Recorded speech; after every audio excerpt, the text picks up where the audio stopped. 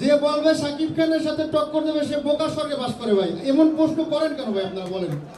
ভাইয়া আপনারা বারবার কিন্তু সাকিব ভাইয়ের কথা বলছেন। আমি একজন সাকিবিয়ান ভাই। সাকিব খানের এমন কোন সিনেমা নাই যে আমি না দেখছি। প্লিজ ভাই এই প্রশ্নটা করবেন না আপনারা। আমি বারবার বলছি ভাই আমি একজন সাকিবিয়ান। আলেকজান্ডার বো ভাইয়া যার সাথে কাজ করা ছোটবেলা থেকেই স্বপ্ন ছিল বাংলাদেশের নায়িকার সাথে বেডে বলে না মিলে বিদেশ থেকে নায়িকা নিয়ে আসবো। তসনস সারা বাংলাদেশ তসনস করে দেবে ইনশাআল্লাহ। মুন্না খান শুধু অভিনেতা না, মুন্না খান একজন প্রযোজক।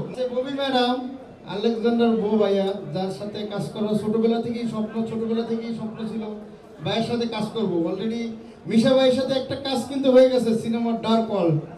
অনেক ভালো গেছে, আপনাদের অনেক ভালোবাসা পেয়েছি। আমি তার একজন ভক্ত সাকিবিয়ান। অবশ্যই তসনসেও বাংলাদেশের জন্য মেসেজ থাকবে, সমাজের জন্য মেসেজ থাকবে। আর গল্পটা ববি অসংখ্য পছন্দ করেছে। সে বলছে এটা প্রত্যেক পাড়ে মেসেজ আছে। তো একটু ওয়েট আনছি।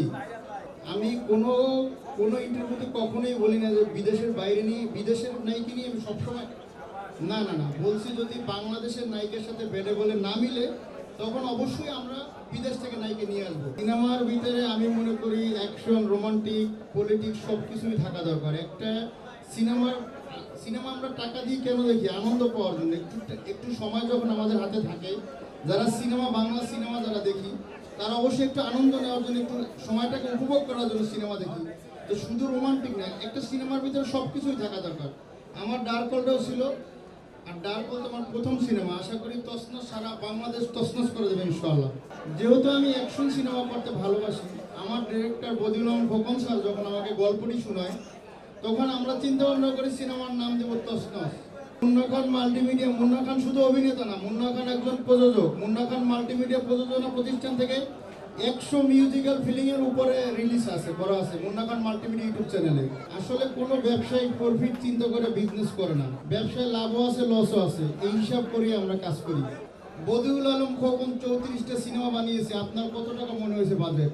সিনেমায় ইয়াসমিন হক ববি আছে, সুপারহিট নায়িকা, একদম প্রথম সারির নায়িকা। আমাদের মিশা ভাই আছে, আলেকজান্ডার বো আছে, একদম নিচ থেকে উপর পর্যন্ত আসছেন। কতগুলো ব্যানার দেখছেন, এক্স ব্যানার, কতগুলো শিল্পী আছে। তো বাজেটটা এখনই বলা যাইতেছে না, একটু ওয়েট করেন, সময় সব বলে দিবে। আমি বারবার বলছি ভাই আমি একজন সাকিবিয়ান। সাকিব ভাই আমার গর্ব, সাকিব ভাই আমার প্রেরণা। আমি কখনো সাকিব ভাইয়ের সাথে টক্কর দেওয়ার মতো কোনো সময় আমি চেষ্টাও করি না। আর যে বলবে সাকিব খানের সাথে টক্কর দেবে সে বোকার স্বর্গে বাস করে ভাই। এমন প্রশ্ন করেন কেন ভাই আপনারা বলেন? ভাইয়া আপনারা বারবার কিন্তু সাকিব ভাইয়ের কথা বলছেন। আমি একজন সাকিবিয়ান ভাই। আমি যখন প্রথম সিনেমা রিলিজ দিয়েছি তখনও বলছি আমি একজন সাকিবিয়ান। সাকিব খানের এমন কোন সিনেমা নাই যে আমি না দেখছি। প্লিজ ভাই এই প্রশ্নটা করবেন না আপনারা।